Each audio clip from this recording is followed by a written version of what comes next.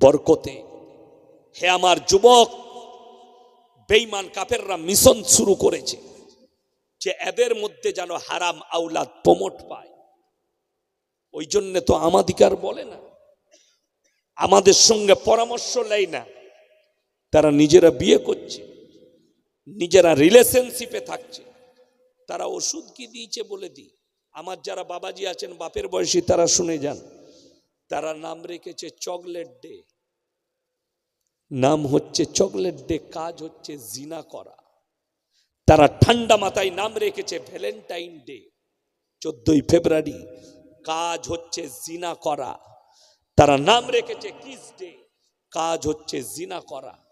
তারা নাম রেখেছে আপনার 1 জানুয়ারি, সেইখানে সব থেকে বেশি নাচানাচি কারা করে মুসলিমদের ছেলেরা। 1 জানুয়ারি আপনাদের এলাকায় ঈদের নামাজ হয় না? হয়, খ্রিস্টানরা পড়তে আসে, তাই তো আসে। হে আমার যুবক, যারা 1 জানুয়ারি আর 25শে ডিসেম্বর পালন করছো, তোমার মুখে পিশাব করবে তুমি দাওয়াত দিতে গেলে, তোমার ধর্মকে ঘৃণা করবে সে। অথচ তুমি 1 জানুয়ারি পালন করছো, তুমি 25শে ডিসেম্বর পালন করছো। আর কোরআন বলছে গায়রিল মাগযুবি আলাইহিম ওয়ালাদ-দাল্লিন, মাগযুব মানে ইহুদি আর দল্লিন মানে নাসারা। এই দুটো দলই পদভ্রষ্ট, এদের যারা অনুসারী হবে তারাও পদভ্রষ্ট হয়ে যাবে। এটা কোরআন। আপনি করুন, মৌলবীদিকে উপেক্ষা করে, কোরআনকে উপেক্ষা করে আপনি যত পাপ করবেন করুন। কোরআন বলছে ওমাল হায়াতুদ দুনিয়া ইল্লা মাতাউল গুরুর।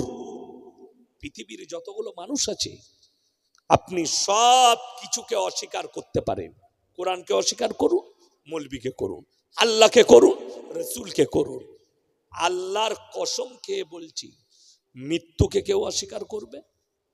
কথা বলেন, পারবে? কোন ধর্মের মানুষ পারবে না অস্বীকার করতে। খালি পার্থক্যটা কি? আমাদের দেশের সনাতন ধর্ম অবলম্বনী ভাইরা বলছেন পুনর্জন্ম, আর আমাদের পুনরুত্থান। দুটো পার্থক্য, শব্দের পার্থক্য। পুনর্জন্ম, পুনরুত্থান।